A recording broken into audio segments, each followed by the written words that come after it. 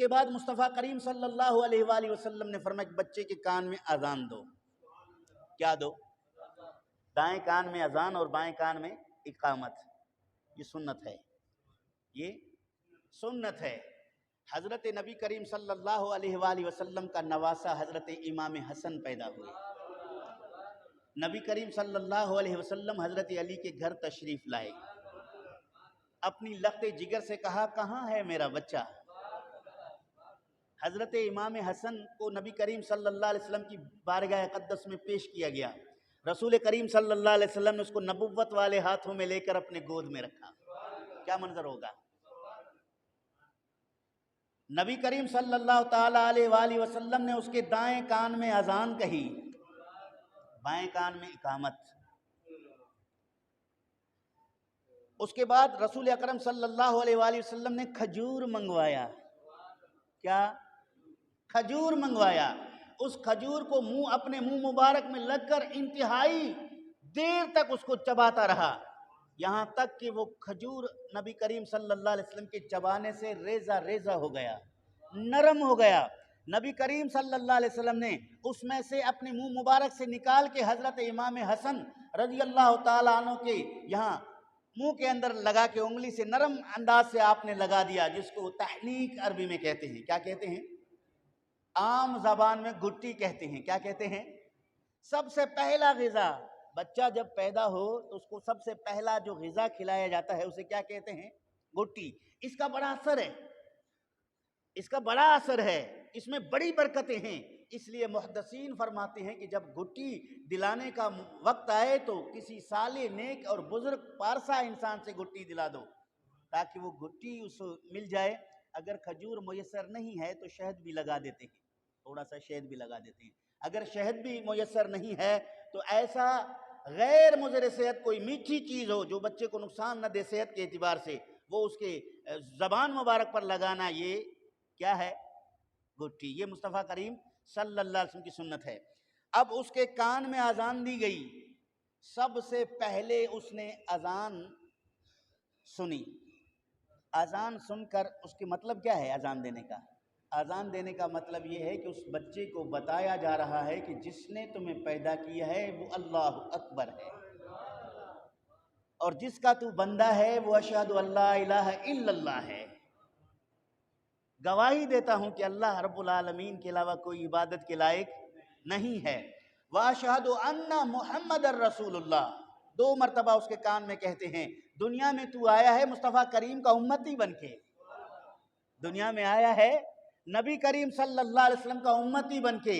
اس کے بعد کہتا ہے حی علی الصلاۃ، آؤ نماز کی طرف. بالغ ہونے کے بعد تجھے رسول کریم کی شریعت پر عمل کرنا لازم ہوگا جو نماز ہے. حی علی الفلاح. اور کامیابی بھی یہی ہے، نماز یعنی حضور اکرم صلی اللہ علیہ وسلم کی شریعت ہے.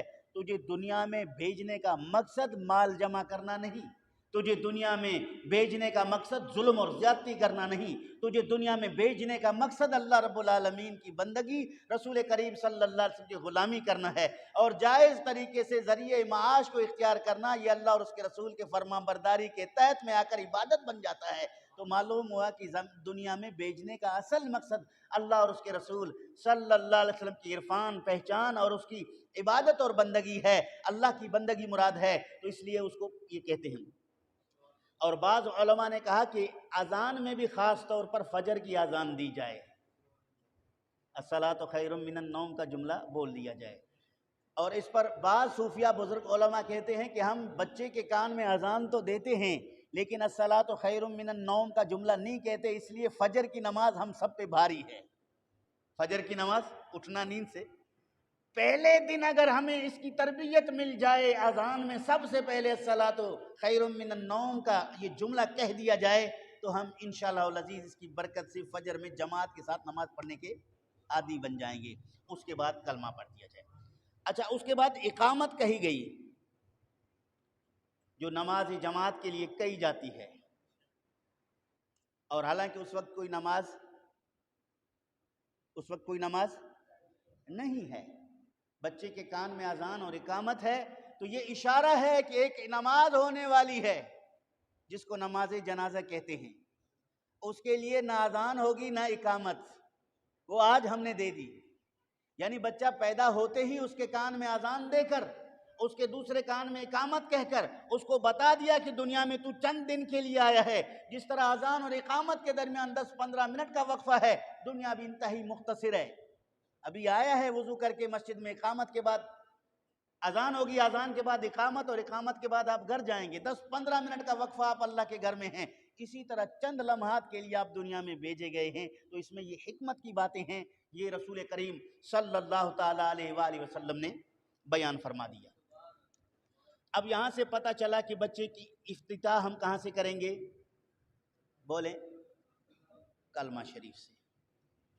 جب کلمہ شریف سے بچے کی افتتاح ہو، بچہ اس کی ورد لگانا شروع کر دے، اس کو رٹا لگانا شروع کر دے، تتلے انداز میں جب یہ لا الہ الا اللہ کا ورد کرے تو اللہ رب العالمین کی رحمتوں کا نزول ہوگا۔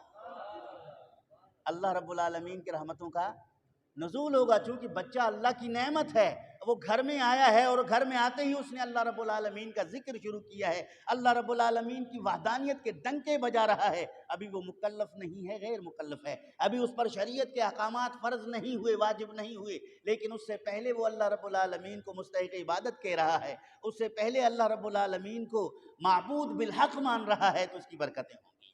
تو مسلمان کے گھر میں بچہ پیدا ہو تو اسے سب سے پہلے یہ ورد کرانا چاہیے۔ یہ مصطفیٰ کریم صلی اللہ علیہ وآلہ وسلم کے عمل سے